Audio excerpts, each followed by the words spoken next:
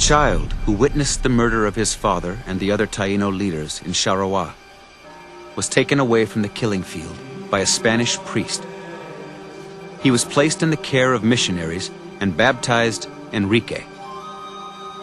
Although raised by Spaniards, he never forgot his own identity, heir to the chiefdom of the Bahoruco region of the island.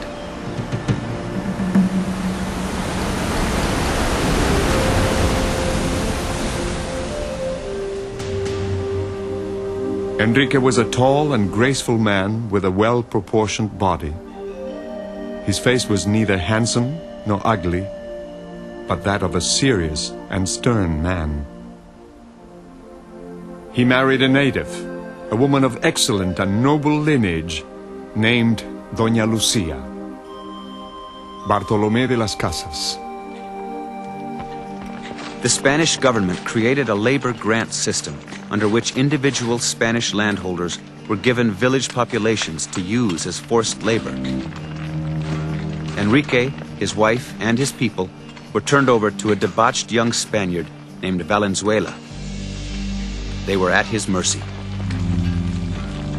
The priest, Las Casas, protested.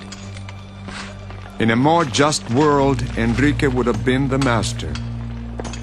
Valenzuela viewed Enriquillo as a slave and valued him less than manure in the street. Enrique complied with Valenzuela's tyrannical demands, for which he was rewarded with regular beatings and robbed of his last remaining possessions. His many appeals to Spanish authorities fell on deaf ears.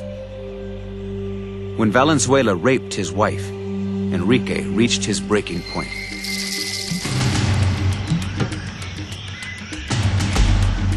He and his followers escaped to their homelands in the lofty Bahoruco Mountains.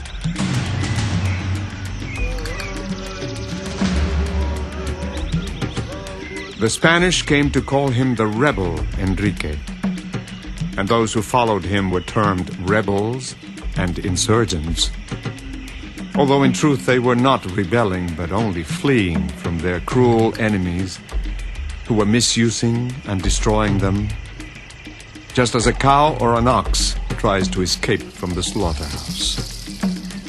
Bartolomé de las Casas. Enrique organized his people.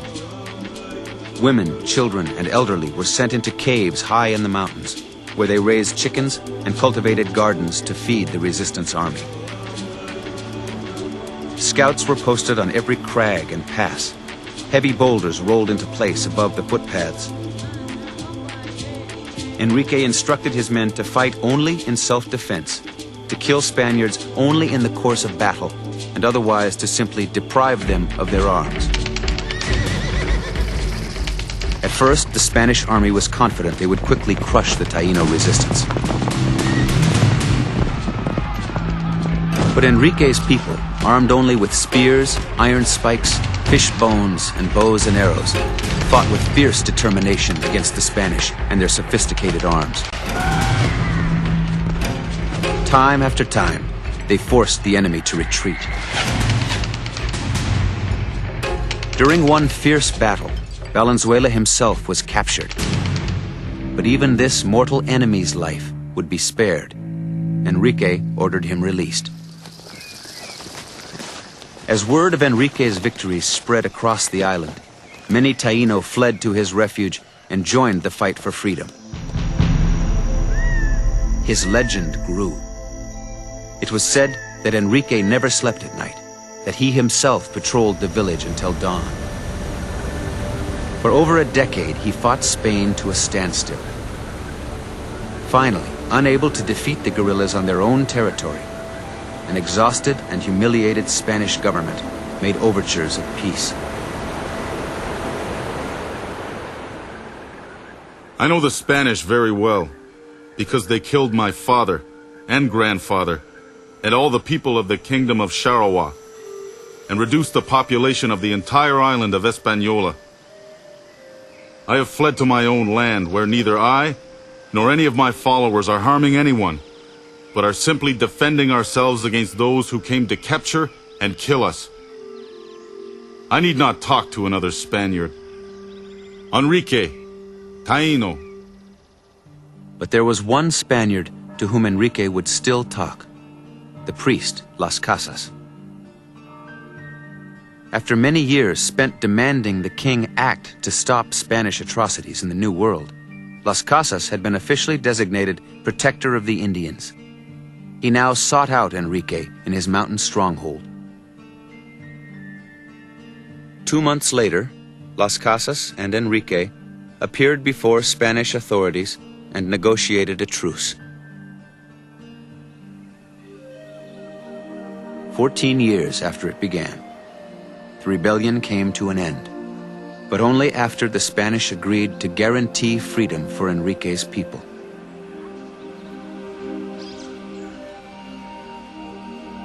At the base of the Cibao Mountains, Enrique settled with his 4,000 followers, the last members of a culture that had flourished for millennia. By the end of the century, the Taino population that Las Casas had estimated at 2 million was officially reported extinct.